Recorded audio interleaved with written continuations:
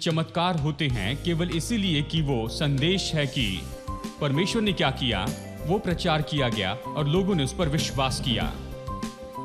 कई बार जो व्यक्ति प्रचार करता है शायद वो अच्छा नहीं हो, कई बार जो लोग सुनते हैं शायद वो लोग भी बहुत अच्छे ना हो, लेकिन बस इसलिए कि परमेश्वर ने इन बातों का प्रयोजन किया और लोगों ने इसके ऊपर विश्वास किया है, तब बहुत से चमत्कार होने लगते हैं।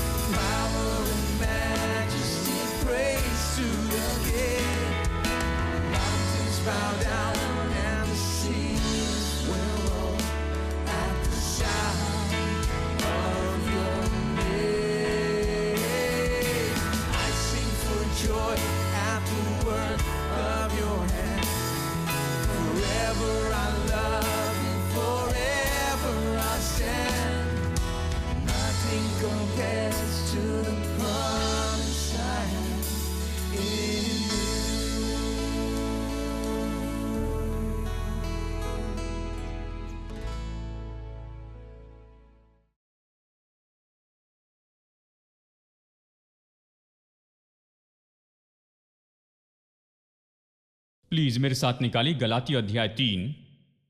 हम अनुग्रह के बारे में कह रहे हैं, खासकर अनुग्रह से जीने के बारे में।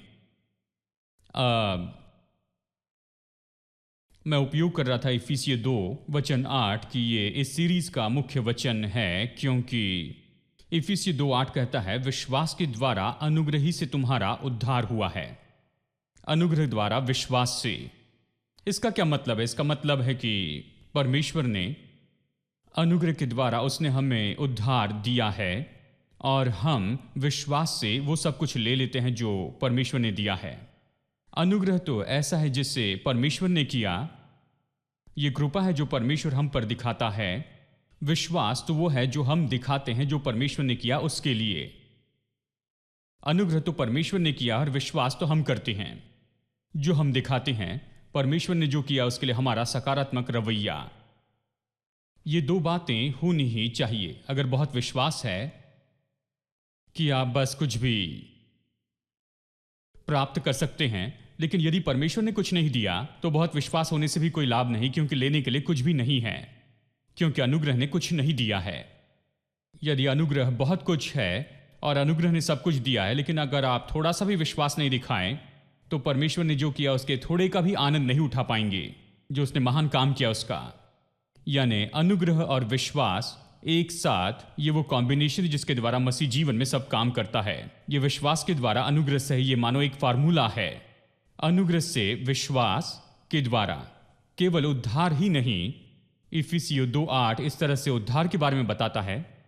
केवल उद्धार ही नहीं, लेकिन सब कुछ बिल्कुल इसी तरह से काम करता है। हर एक बात जो भी आप परमेश्वर से प्राप्त करते हैं, ये इसी तरह से काम करता है। हर एक चीज, अगर आपको चंगाई चाहिए या परमेश्वर से कोई भी आशीष चाहिए, सब इसी तरह काम करता है। तो इस बुनियाद पर मैं सिखा रहा हूं, और हम बहुत सी बातों को देख रहे हैं अनुग्रह से जीने के बारे में। इसी आधार पर आज मैं थोड़ा आगे बढ़कर यह कहना चाहता हूं कि कैसे अनुग्रह सच में हमारे जीवन के चमत्कार को लेकर आता है, जहां परमेश्वर का आत्मा सामर्थ्य काम करके हमारे जीवन में चमत्कार करता है। और जहां भी अनुग्रह सिखाया गया है और जहां अनुग्रह इसी पर सारी बातों को केंद्रित रखा है, तो चमत्कार आसान हो जाता है जब परमेश्वर के अनुग्रह को सिखाया और समझा जाता।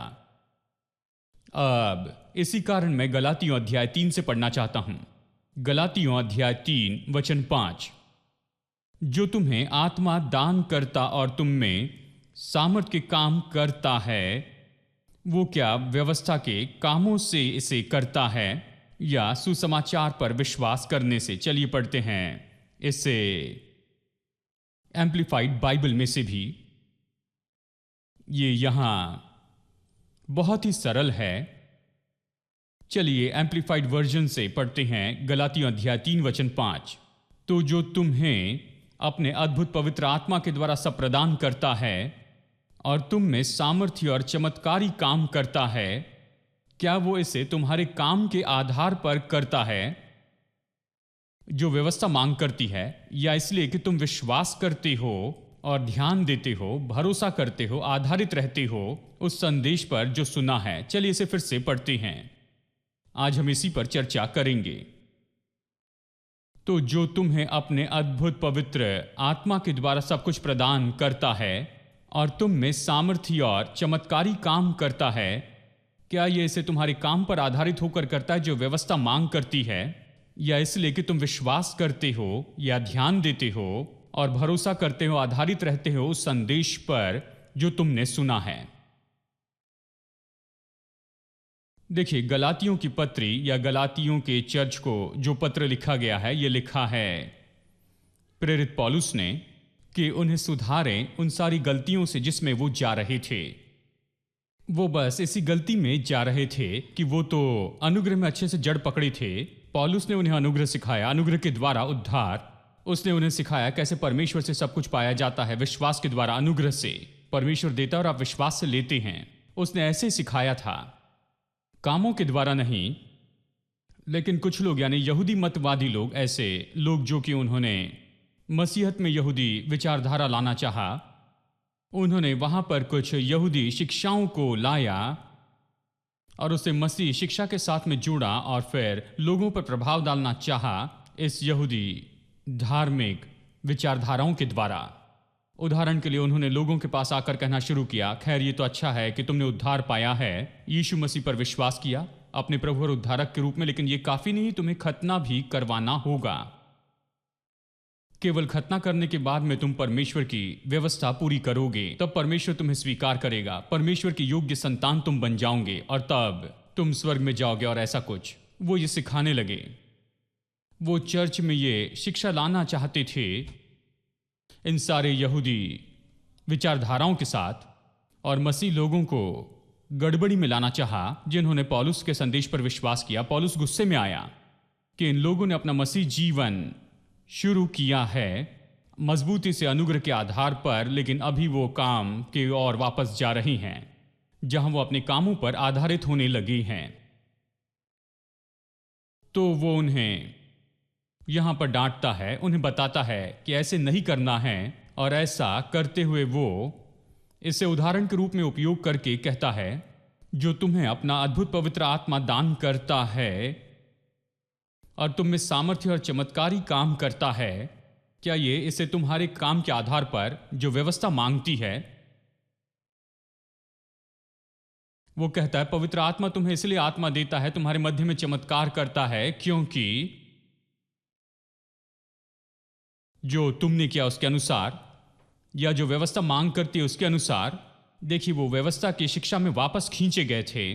वो कहता है, क्या पवित्र आत्मा तुम्हारे मध्य में काम करके चमत्कार करता है और तुम्हारे मध्य में चमत्कार करता है? क्या ये इसलिए हो रहा है क्योंकि तुम व्यवस्था के कामों को पूरा करते हो, क्योंकि तुम व्यवस्था में वापस गए और व्यवस्था के हर एक बातों को पूरा करते जा रहे हैं? क्या ये इसी के कारण हो रहा है? वो पूछता है, या इसलिए कि तुम विश्वास करते हो, ध्यान से सुनते हो, भरोसा रखते हो और सुने हुए संदेश पर आधारित रहते हो? पौलुस ने यही सिखाया था। उसने क्या सिखाया था? यीशु मसीह पर तुम विश्वास करो सिखाया। विश्वास करो तुम्हारा उद्धारक है। विश्वास करो कि उसने तुम्हारे पाप उठाए। विश्वास करो उसने तुम्हारी गरीबी को, बीमारी को कलवरी के क्रूस के ऊपर उठाया है। वो कहता है, क्या तुम्हारे जीवन में इसलिए चमत्कार होते हैं? क्या परमेश्वर पवित्र आत्मा इसलिए देता है, उसका ये प्रयोजन करता है और अद्भुत रीति से तुम्हारे मध्य में महान और सामर्थ्य काम करता है, इसलिए कि तुम व्यवस्था को मान रहे हो, या इसलिए कि तुम विश्वास करते हो, ध्यान देते हो मसीह यीशु के पूरे किए गए काम के ऊपर? यही तो सवाल है। जवाब बहुत ही सरल है और जवाब तो ये है, पवित्र आत्मा इसलिए नहीं दिया गया कि हमारे मध्य में बस ऐसे ही चमत्कार करें, इसलिए कि हम व्यवस्था के कामों को पूरा करते हैं, जो कुछ व्यवस्था की मांग है उन सारी बातों को पूरा करते हैं। हम अच्छे लोग हैं और जो कुछ व्यवस्था कहती है 100% उसे मानते हैं। नहीं, प्रभु हमारे मध्य में चमत्कार करता है और पवित्र आत्मा हमारे मध्य में बहुत ही सामर्थ्य रीति से काम करता है, क्योंकि हम भरोसा करते हैं, विश्वास करते हैं यीशु मसीह के पूरे किए गए काम पर। यही जवाब है। पौलुस ने यही सिखाया था। हाँ,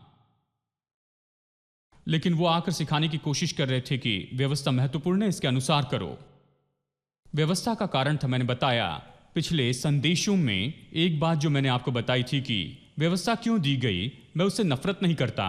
कैसे उससे नफरत करूं जबकि व्यवस्था अच्छी है, बाइबल कहती है, और परमेश्वर ने दी है तो ये जरूर अच्छी होगी। यानी कोई मसीह विश्वासी नहीं जो परमेश्वर की व्यवस्था से नफरत करे। 10 आज्ञाएं और ये सब, हम उससे प्रेम करते हैं, परमेश्वर की व्यवस्था से प्रेम करते हैं। मुझे 10 आज्ञाएं पसंद हैं, लेकिन बात यह है, मैं यही कह रहा हूं, 10 आज्ञाएं जिस कारण दी गई इसलिए मैं उससे प्यार करता हूं, इस कारण नहीं कि ये लोग प्रचार कर रही हैं। मुझे 10 आज्ञाएं पसंद है। क्यों? क्योंकि ये दी गई थी कि ये साबित करे कि मैं एक पापी हूं, कि मुझे उद्धारक चाहिए, कि मैं इसे अपने बल में और अपनी सामर्थ्य में से कभी नहीं कर सकता हूं। जो व्यवस्था कहती है उसे मैं नहीं कर सकता, उसे करने में मैं सक्षम नहीं, क्योंकि मेरे अंदर में पाप का स्वभाव है और इसके कारण जो कुछ भी व्यवस्था कहती है उससे मैं करने के योग्य नहीं होता हूं। व्यवस्था दी गई थी, 10 आज्ञाएं इसीलिए दी गई थी कि साबित करे कि मैं इस बात को नहीं कर सकता हूं। यह ऐसी परीक्षा थी जो सबके फेल होने के लिए बनाई गई थी, कि कोई भी पास ना हो। और इसलिए जब वो जवान धनी सरदार यीशु के पास में आया तो उसने कहा, मैं कैसे अनंत जीवन पाऊं, मैं कैसे अनंत जीवन पा सकता हूं? यीशु ने उसकी ओर देखकर कहा, जो 10 आज्ञाएं कहती वही करो। यीशु सच में उसे 10 आज्ञाओं के बारे में कहता है जो 10 आज्ञाएं कहती वही तू कर। अनंत जीवन चाहिए तो जो 10 आज्ञाएं कहती है वही तू कर। अब बहुत से लोग इसी बात को लेकर कहते हैं, यीशु को ही देखिए भाई, आप तो बिल्कुल अलग हैं। यीशु ने उस व्यक्ति से कहा, तुम्हें अनंत जीवन चाहिए तो जाकर तुम 10 आज्ञाओं के अनुसार करो। जैसे मानो अगर वो जाकर 10 आज्ञा के अनुसार करता तो वो अनंत जीवन पा लेता। सच्चाई तो यह है कि 10 आज्ञा जो बताती अब तक किसी ने उसे पूरा नहीं किया, क्योंकि कोई भी जो 10 आज्ञाएं कहती है उससे पूरा नहीं कर सकता, क्योंकि ये इसी तरह से बनाई गई थी। तो फिर यीशु ने वहां पर उसकी ओर देखकर ये क्यों कहा कि जाकर तू वही कर जो 10 आज्ञा कहती है? क्योंकि वो उसे बताना चाहता था कि अनंत जीवन पाने के लिए तुझे उद्धारक की जरूरत है और तुम्हें जानना होगा कि तुम्हें उद्धारक चाहिए। और इसलिए कहता है तुम जाकर 10 आज्ञाओं के अनुसार करो, क्योंकि जब तुम वहां पर जाओगे और उसे करने की कोशिश करते जाओगे तो तुम पाओगे कि तुम इसे नहीं कर सकते। इसलिए परमेश्वर की ओर देखकर तुम कहोगे, प्रभु मुझे उद्धारक चाहिए, मेरे पापों से मुझे बचा ले, मेरे पाप के स्वभाव से मुझे बचा ले, मैं नहीं कर सकता, तू मेरी मदद कर। मुझे उद्धारक चाहिए कि मैं जिस पाप में हूं उसमें से वो बाहर निकाले, ये पाप का स्वभाव जो मेरे दिल का भाग है। इसलिए उसने उससे कहा, जाकर 10 आज्ञाएं जो कहती है वही कर। जानते उसने क्या कहा? उसने कहा, मैं अपने बचपन से ही इसे करते आया हूं। कि ये 100% झूठ है। वो कैसे कह सकता है कि मैं अपने बचपन से ये करते आया हूं? ये किसी के भी करने के लायक नहीं थी। ये कभी इस तरह से नहीं बने कि कभी कोई भी 10 आज्ञाओं को पूरी तरह से मान ले। कोई भी 10 आज्ञाओं को पूरा करने में सफल नहीं हुआ था। यानी ये व्यक्ति झूठ बोल रहा था। लेकिन मैं नहीं सोचता वो झूठ बोल रहा है। वो इस बात को नहीं समझा कि 10 आज्ञाएं क्या कहती है, इसीलिए वो कह रहा था। वो सोच रहा था कि उसने इसे किया क्योंकि वो प्रभु की व्यवस्था को नहीं समझा था। 10 आज्ञाओं के स्वभाव को वो नहीं समझा था। 10 आज्ञाएं किस बारे में थी? पहली जो 9 आज्ञाएं हैं वो तो केवल क्या करना है और क्या नहीं करने के बारे में है। ये करना या वो नहीं करना, 9 आज्ञा इसी तरह से थी। और 10वीं आज्ञा तो कुछ करना या नहीं करने के बारे में नहीं थी।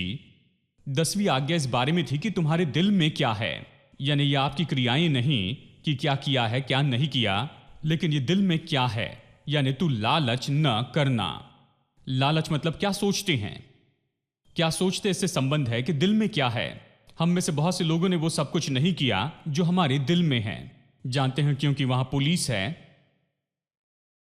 और घर में भी हमारे यहां वहां पुलिस है। जानते हैं ऐसे बहुत से कारण हैं कि जो दिल में सोचते हैं उसे हम नहीं करते, लेकिन ये हमारे दिल में है। यानी ये तो मनुष्य के दिल की दशा के बारे में बताता है। बहुत से लोग सोचते हैं जब इसे करते हैं तभी ये पाप है। यह आपके दिल में है जो दिखाता है कि आपका दिल किससे बना है। यदि उसमें पाप भरा है तो आप पवित्र नहीं हैं क्योंकि वो आपके दिल में है। देखिए, व्यवस्था तो बस यही दिखाने के लिए आई थी। और इसलिए यीशु ने उससे कहा, जो कुछ तुम्हारे पास है उसे बेचो, उसे कंगालों में दे दो और मेरे पीछे हो लो। क्यों? उसने कहा, मैंने इसे पूरा किया है अपने बचपन से ही। अब यीशु दिखाना चाहता है कि उसने इसे नहीं किया है तो कैसे दिखाएगा। वो अभी 10वीं आज्ञा को खास करके उपयोग करता है। वो कहता है, जाकर अपना सब कुछ बेच दे, कंगालों को दे और मेरे पीछे हो ले। और ये उसके लिए बहुत ही मुश्किल था और वो दुखी होकर चला गया क्योंकि वो अपनी धन संपत्ति को देना नहीं चाहता था। समस्या ये नहीं थी कि वो बहुत ही धनी था, लेकिन धन ने उसे पकड़ रखा था। वो तो धन संपत्ति के बंधन में था। धन होना गलत नहीं, आपके पास बहुत धन संपत्ति हो सकती है, आप भलाई कर सकते हैं। लेकिन अगर आप धन के हाथों में फंसे हैं तो मैं आपसे कहूं, उससे कुछ भी अच्छा हासिल नहीं कर सकते क्योंकि परमेश्वर ने इसे इस तरह से नहीं बनाया है। ये इसलिए बना कि आप उसका अच्छे उद्देश्य के लिए उपयोग करते जाएं, लेकिन ये नहीं कि वो कभी आपके ऊपर अधिकार करे। धन इसलिए नहीं बना कि वो आपके ऊपर राज्य करे। धन संपत्ति आपके पास हो और आप उपयोग करें परमेश्वर के कामों के लिए। वो व्यक्ति दुखी होकर चला गया क्योंकि उसके पास बहुत धन था। हाँ, शायद उसने जाना होगा, जानते हैं, और उसने जाना होगा कि उसके भीतर में क्या गलत है, कि यीशु ने उसे आज्ञाओं के बारे में क्यों कहा है। लेकिन बात तो यह है, व्यवस्था एक खास उद्देश्य के लिए दी गई थी, इसलिए मुझे इस तरह से व्यवस्था पसंद है। हाँ, ये साबित करती मैं पापी हूं, साबित करती मुझे उद्धारक चाहिए, साबित करती कि मैं खुद को नहीं बचा सकता, साबित करती कि मैं 10 आज्ञाएं पूरी नहीं कर सकता, साबित करती मुझे ये इसी के कारण पसंद है। लेकिन अगर आप कहें जो 10 आज्ञा कहती मुझे वो करना चाहिए और उसी तरह से मैं स्वर्ग में जाऊंगा और उसी तरह से मैं परमेश्वर की संतान हो जाऊंगा, तो आप पूरी तरह से गलत है। ये बात सही नहीं है। ये जो विचार है ये बाइबल से नहीं है।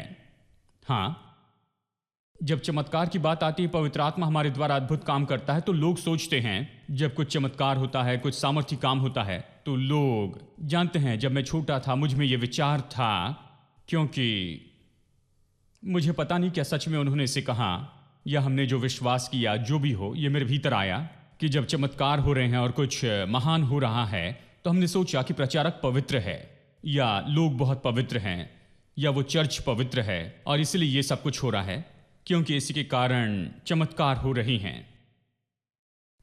पवित्र होना अच्छा है, प्रचारक को पवित्र होना महत्वपूर्ण है, लोगों को भी पवित्र होना महत्वपूर्ण है।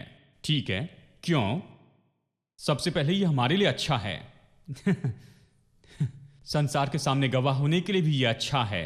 और ये सब ठीक है, लेकिन ये कहना है कि चमत्कार इसलिए हो रहे क्योंकि मैं पवित्र हूं, यानी आप पवित्र हैं इसलिए चमत्कार हो सकते हैं, तो फिर यीशु की जरूरत क्या है? हां, तो क्रूस की जरूरत क्या है? क्यों उसकी मृत्यु की जरूरत है? पुनरुत्थान की जरूरत क्यों है? क्यों अनुग्रह की जरूरत है? यदि आप अपने पवित्रता के काम के द्वारा यहां अपने कामों से चमत्कार करवा सकते हैं, तो फिर इस मामले में आपको परमेश्वर की सामर्थ और परमेश्वर का अनुग्रह क्यों चाहिए? यानी यह कहना कि कोई पवित्र है इसलिए चमत्कार हो रहे हैं, यह गलत है। जानते हैं, वही लोग जो इस तरह से कहते हैं क्योंकि ये प्रचारक पवित्र हैं, लोग पवित्र हैं, इसलिए सब कुछ हो रहा है, तो वो भी बहुत गुस्से में आते हैं जब प्रचारक गलत होते हैं। जानते हैं, या फिर कुछ लोग गलत करते हैं तो वो कहते भाई मैंने सोचा ये बहुत ही पवित्र लोग हैं, देखिए उन्होंने क्या किया। एक केस में मुझे याद है किसी एक प्रचारक ने कुछ गलत किया।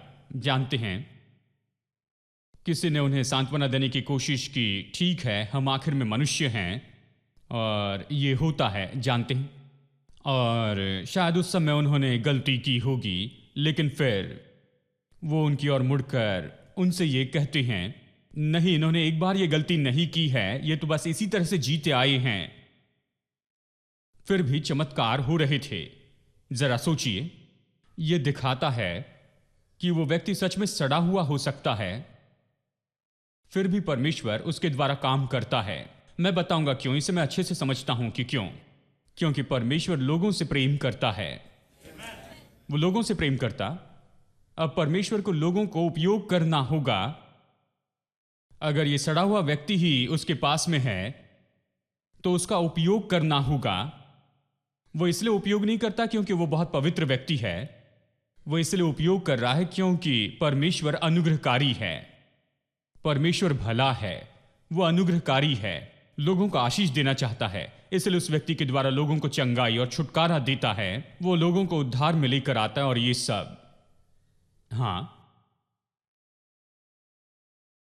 लेकिन जो व्यक्ति उपयोग हुआ वो उतना अच्छा ना हो। परमेश्वर इतना अनुग्रहकारी है, वो उस व्यक्ति के द्वारा अद्भुत और सामर्थी काम करता है क्योंकि वो लोगों से प्रेम करता है। हां, यानी हमें इन बातों को समझना होगा। यानी पौलुस कहता है क्या ये तुम्हारे कामों से हैं? तुमने जो किया क्या उसके कारण है कि तुम व्यवस्था के अनुसार काम करते आए हो? क्या इसलिए पवित्र आत्मा दिया गया है और चमत्कार तुम्हारे मध्य में होते हैं? वो कहता नहीं, ये होते हैं क्योंकि तुम उस पर विश्वास करते हो, भरोसा करते हो, ध्यान देते हो, आधारित रहते हो उस संदेश पर जो तुमने सुना है। इसका मतलब क्या है? इसका मतलब है मैंने तुम्हें अनुग्रह प्रचार किया है। उन्होंने कौन सा मसीह संदेश सुना था? मसीह संदेश था कि यीशु ने क्रूस पर काम पूरा कर दिया है। यीशु का पूरा किया गया काम कि यीशु ने क्या किया, उसने तुम्हारे लिए क्या हासिल किया है, उसने क्या तैयार किया है, यही तो वो संदेश था और तुमने उस पर विश्वास किया। यानी चमत्कार होते हैं केवल इसीलिए कि वो संदेश है कि परमेश्वर ने क्या किया, वो प्रचार किया गया और लोगों ने उस पर विश्वास किया।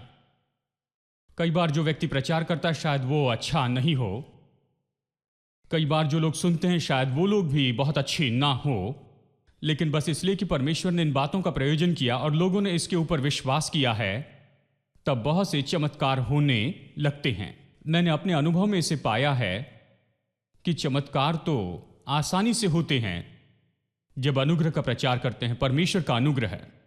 जरा कल्पना कीजिए जब आप कामों का प्रचार करेंगे तो कितना मुश्किल होगा वचन के प्रचार पर। जानते हैं क्या होगा? आज आप सुबह उठेंगे और कहेंगे भाई मैं तो 100% सही नहीं हूं, मैं हूं 99.999% ठीक हूं, लेकिन बस वो एक 0.001% सही नहीं है, तो मुझे नहीं लगता परमेश्वर मेरे लिए आज कुछ करेगा। शायद कल करेगा, लेकिन कल आपको पता चलेगा कि 99.99% सही हैं।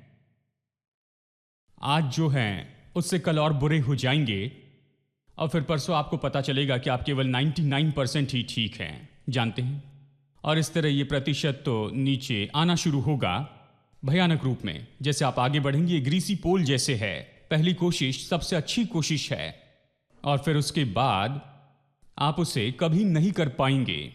अगर आप अपने कामों से जीने की कोशिश करेंगे, देखिए, जब आप अपने कामों से जीने की कोशिश करेंगे तो इससे कोई और मुश्किल बात नहीं कि अपने कामों के अनुसार जीते जाएं। आप परमेश्वर के चमत्कार नहीं पा सकते हैं, बिल्कुल नहीं। परमेश्वर आप में सामर्थ्य काम नहीं कर सकता है और वो आप में चमत्कार नहीं कर सकता है जब आप अपने कामों पर आधारित रहते हैं, इसके बजाय कि उस काम पर जो उसने आपके लिए किए हैं। आपको उसके काम पर आधारित रहना, इसके बजाय कि आप अपने कामों पर रहें जो उसने किया, उस पर आधारित रहते हैं तो सब कुछ आसान होता है।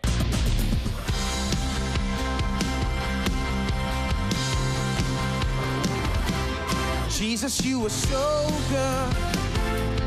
Jesus, you were so good. There's nothing to fear, 'cause I'm here in your presence. Jesus, you were so good. Jesus, you are so, so good. And I just want to thank you with every beat of my heart. Jesus, you were so good. Jesus, you are so good. There's nothing to fear, 'cause I'm here in your presence. Jesus, you are so good. Jesus, you are so, so good. And I just want to thank you with every beat of my heart. You've given me eternal life, and your word to light my way. You've given me a spirit with new mercies every day. Jesus, you are so good. Jesus, you are so good. There's nothing to fear, 'cause I'm here in your presence. Jesus, you are so good. Jesus, you are so, so good. And I just want to thank you in every beat. You've given me eternal life. You've given me eternal life. And your word to light my way. You've given me spirit with new mercies every day. Jesus, you are so good. Jesus, you are so good. There's nothing to fear, 'cause I'm here in your presence. Jesus, you are so good. Jesus, you are so, so good. And I just want to thank you with